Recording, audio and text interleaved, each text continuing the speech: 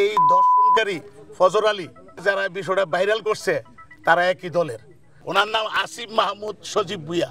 আওয়ামী লীগ থেকে যারা এনসিপিতে গেছে এটার দায়ভার কি উপদেষ্টার কাঁধে যাবে না? সকল কিছু দায়ভার তার উপরে যাবে। বিএনপিকে ফাঁসানোর জন্য বর্তমান উপদেষ্টার সাথে এরা লিঙ্ক আছে, জড়িত আছে। আমাদের উপরে দোষ চাপানোর জন্য, কলঙ্ক চাপানোর জন্য আজকে এই ঘটনাটা ঘটানো হয়েছে। আমি মোহাম্মদ মহিউদ্দিন, মুরাদনগর উপজেলার আহ্বায়ক বিএনপি। আমি যে কথাটা বলতে চাচ্ছি, আজকে এই দর্শনকারী ফজর আলী এবং যারা প্রিন্ট মিডিয়াতে যারা বিষয়টা ভাইরাল করছে তারা একই দলের।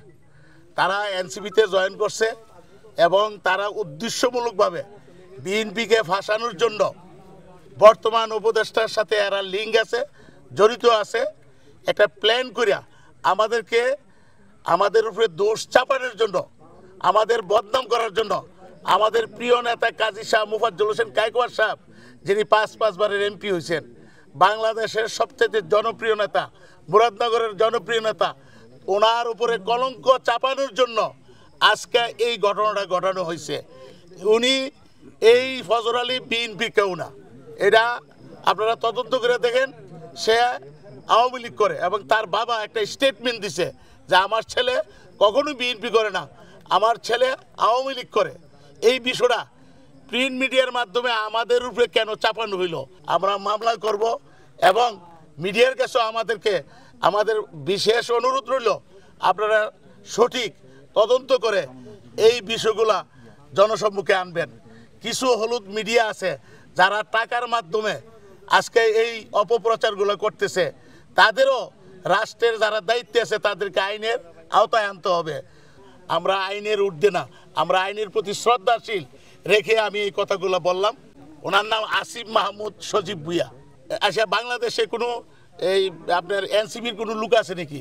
মুরাদনগরের যত আওয়ামী লীগ লোক বর্তমানে এনসিপি থেকে জয়েন করছে।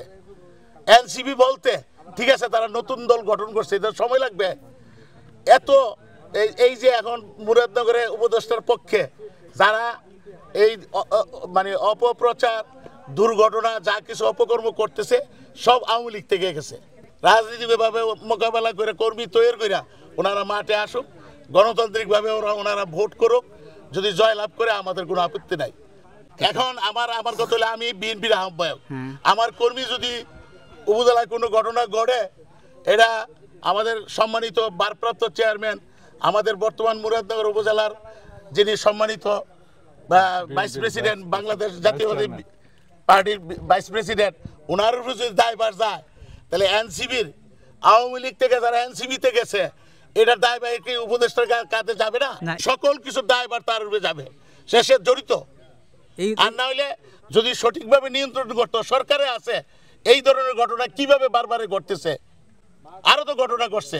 যারা এটার সাথে জড়িত হয়েছে, যে 5 জন অ্যারেস্ট হয়েছে, তারা একই দলের। তদন্ত করে দেখেন।